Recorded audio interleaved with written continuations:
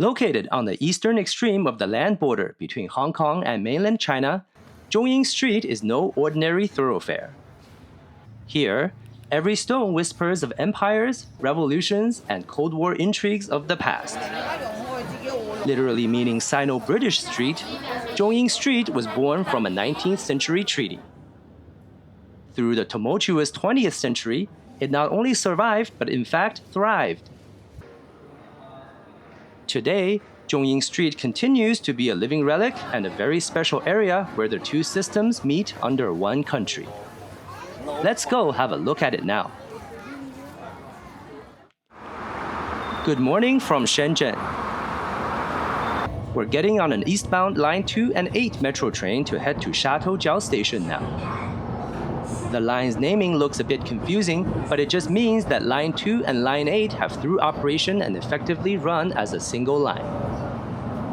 This section of the Shenzhen Metro is fairly new, with Shatojiao Station opening in 2020 and further eastward extensions still ongoing.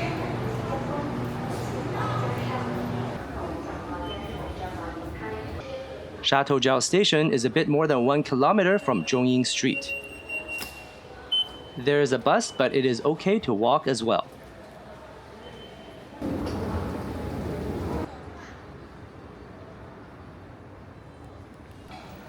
The sidewalk is well shaded by the many trees, and there are also plenty of little shops and restaurants along the way.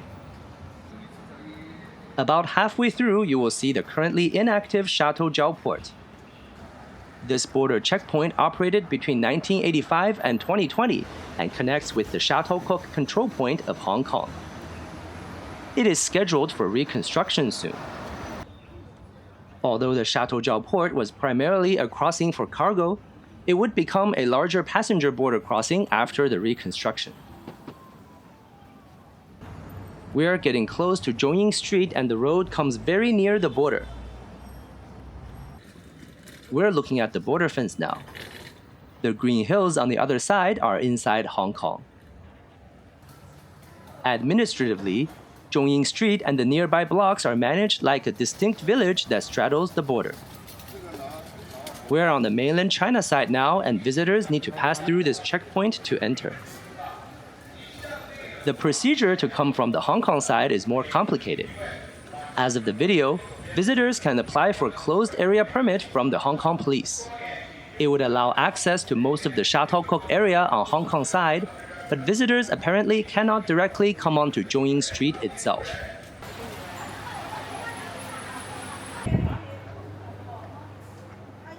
We are inside the restricted area now.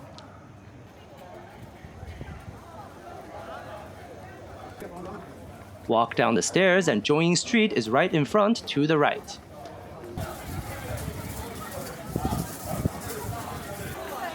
What makes Jongying Street unique is that the border quite literally runs right down the middle of the road. The street runs largely north to south, with the east side being Shenzhen of mainland China and west side being Hong Kong. An obvious sign is the number of boundary markers placed into the pavement down Jongying Street. The words on Hong Kong side read Anglo-Chinese boundary 1898 plus the specific number of the marker. Words on mainland China side are essentially the same in Chinese, though the year is inscribed as the 24th year of the reign of Guangxu, as it was common in China to use regnal year in this manner at the time.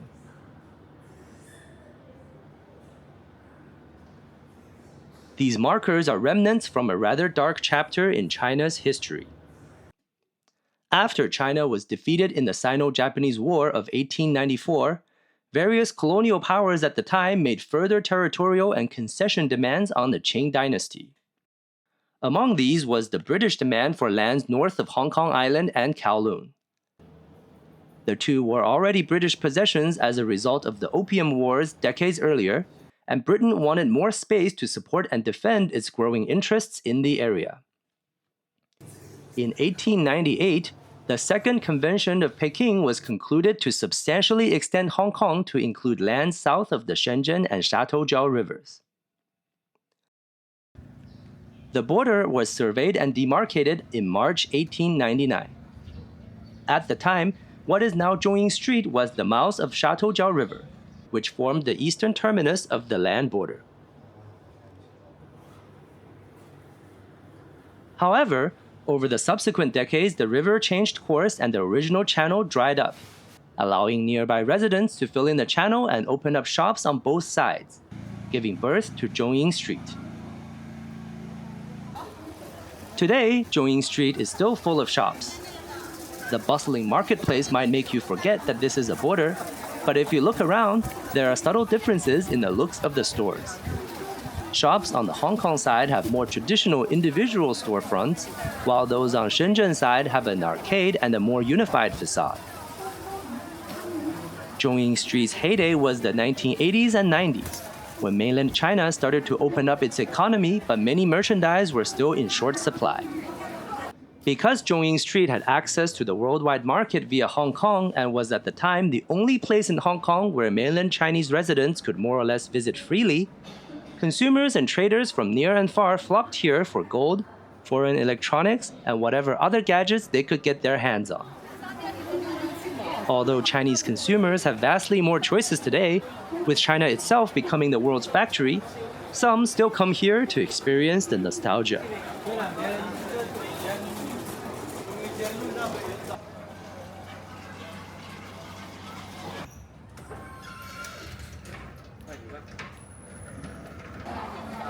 A bit further down the street right next to marker number 4, there is a large banyan tree in the middle of the road. With an estimated age of more than 130 years old, the tree would have started growing well before the area was ever demarcated as a border. With its vigorous trunk planted on the Shenzhen side while its sprawling branches and leaves extend into Hong Kong, the political symbolism here is self-evident. A little further ahead near marker number 3 is where a border checkpoint is located, though this crossing is only accessible by residents of the Sha Tao Kok village, who pass back and forth without even batting an eye. As of the video, regular visitors to Jongying Street are not allowed access into Hong Kong through here. Interestingly, there are many small alleys in the gaps between storefronts on the Hong Kong side which stretch into Sha Tao Kok village. If you try to enter one though, you would often see Hong Kong police signs warning that unauthorized entries may be subject to prosecution. South of the border crossing, the Hong Kong side of the street is walled off, with mural reliefs that showcase the history and folk culture of Jongying Street and the surrounding Sha Tao Kok village.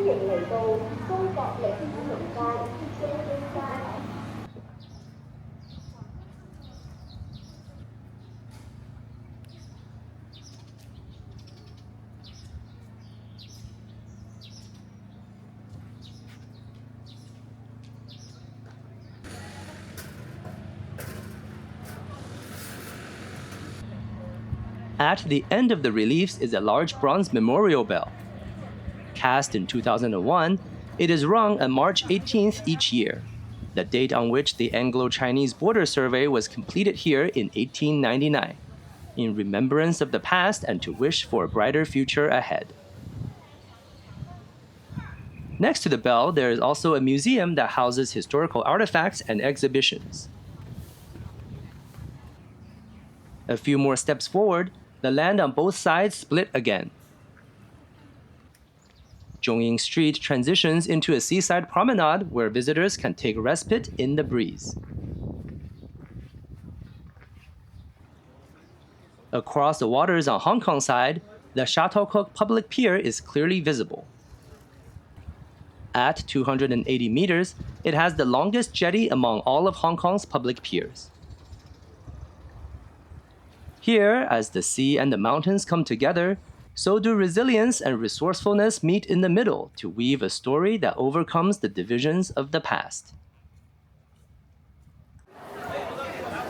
If you enjoyed this exclusive look at Jongying Street, Hong Kong's most fascinating frontier and a piece of living history, don't forget to like and subscribe for more border crossing and travel content. Have a great day and see you in the next one.